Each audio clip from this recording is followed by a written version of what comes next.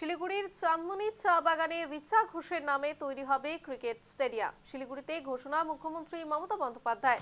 শিলিগুড়ির গর্ব বিশ্বকাপ জয়ী ক্রিকেট তারকা রিচা ঘোষকে সম্মান জানাতে মুখ্যমন্ত্রী মমতা বন্দ্যোপাধ্যায় ঘোষণা করেছেন শিলিগুড়ির চাঁদমনি চা বাগানে স্টেডিয়াম গড়ে তোলা হবে, যার নাম হবে রিচা ঘোষ স্টেডিয়াম। এই মুহূর্তের বড় খবর, একেবারে শিলিগুড়ির বুকে হতে চলেছে রিচা ঘোষের নামে ক্রিকেট স্টেডিয়াম এবং ঘোষণা করেছেন মুখ্যমন্ত্রী মমতা বন্দ্যোপাধ্যায় রিচা ঘোষকে সম্মান জানাতে। এই ঘোষণা মুখ্যমন্ত্রীর বিশ্বকাপ জয়ী রিচা এবং বাংলার গর্ব বলা যেতে পারে, তার নামে কিন্তু শিলিগুড়িতে হতে চলেছে স্টেডিয়াম এবং বিশ্বকাপ জয়ী ক্রিকেট তারকাকে সম্মান জানাতেই মুখ্যমন্ত্রীর এই পদক্ষেপ।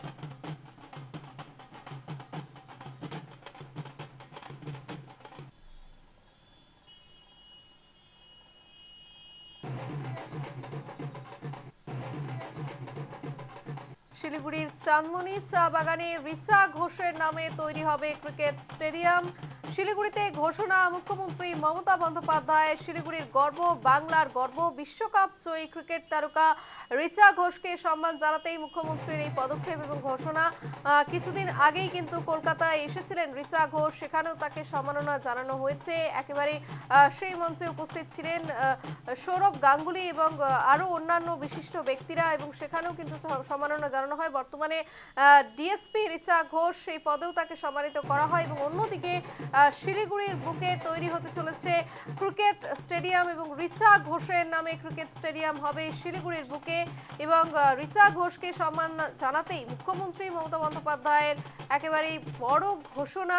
বাংলার মেয়ে, বাংলার গর্ব এবং বিশ্ব জয়ের পরেই কিন্তু তার এই উপহার প্রাপ্তি এবং একেবারেই যে বড় খবর উঠে আসছে, শিলিগুড়িতে তৈরি হবে তার নামে স্টেডিয়াম।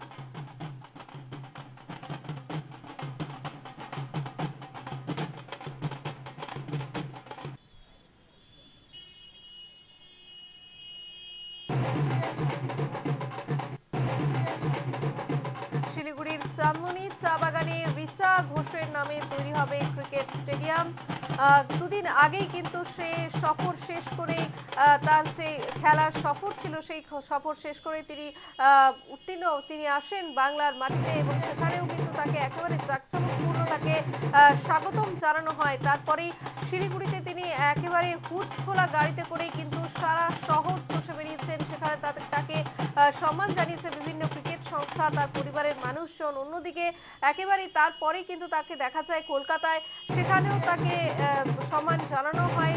ডিএসপির পদে আপাতত রয়েছেন রিচা ঘোষ এবং অন্যদিকে আরো একটি যে বড় খবর উঠে আসছে যে শিলিগুড়িতে চাঁদমনি চা বাগানে রিচা ঘোষের নামে তৈরি হবে ক্রিকেট স্টেডিয়াম এবং শিলিগুড়িতেই ঘোষণা করলেন মুখ্যমন্ত্রী মমতা বন্দ্যোপাধ্যায়। বাংলার গর্ব, বাংলার মেয়ে, বিশ্বকাপ জয়ী ক্রিকেট তারকা রিচা ঘোষ এবং সেই রিচা ঘোষকেই সম্মান জানাতেই মুখ্যমন্ত্রীর বড় পদক্ষেপ এবং শিলিগুড়ির যে চাঁদমনি চা বাগান রয়েছে সেখানেই বড় স্টেডিয়াম গড়ে তোলা হবে এবং যার নাম হবে রিচা ঘোষ স্টেডিয়াম। খবর সম্পর্কে বিস্তারিত জানবো। এই মুহূর্তে আমাদের সঙ্গে সরাসরি রয়েছেন আমাদের প্রতিনিধি জয়দীপ বাগ। জয়দীপ, যে খবর উঠে আসছে যে রিচা ঘোষ যিনি বিশ্ব জয় করে এসেছেন, বাংলার গর্ব, শিলিগুড়ির গর্ব, তার নামে এবার হতে চলেছে ক্রিকেট স্টেডিয়াম, ঘোষণা করেছেন মুখ্যমন্ত্রী মমতা বন্দ্যোপাধ্যায়।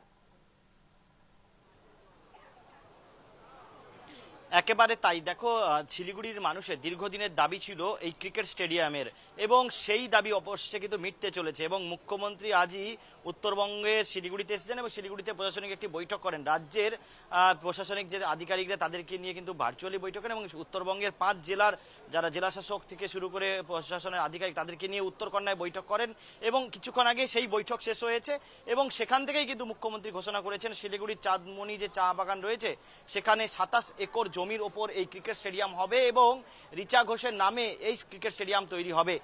মুখ্যমন্ত্রী কিন্তু এটাও জানালেন যে রিচা ঘোষের যে পারফরমেন্স সেটা যাতে মানুষ মনে রাখে, তাই তার নামে এই ক্রিকেট স্টেডিয়াম করার সিদ্ধান্ত নেওয়া হয়েছে। তোমাকে একটা বিষয় জানিয়ে রাখবো, যেহেতু শিলিগুড়িতে ক্রিকেট স্টেডিয়াম নেই এবং যার ফলে কিন্তু যারা ক্রিকেটের মূলত খেলছেন এবং যারা বিভিন্ন দলে অংশগ্রহণ করেন তাদেরকে কিন্তু কলকাতায় গিয়ে প্র্যাকটিস করতে হচ্ছে এবং এই অভিযোগ কিন্তু খোদ রিচাও কিন্তু করেছিল যে শিলিগুড়িতে যেখান থেকে তিনি খেলা শিখেছেন সেখানে তিনি খেললেও উন্নত মানের এবং আরও বেশি করে ইমপ্রুভ করতে তাকে কলকাতা যেতে হয়েছে।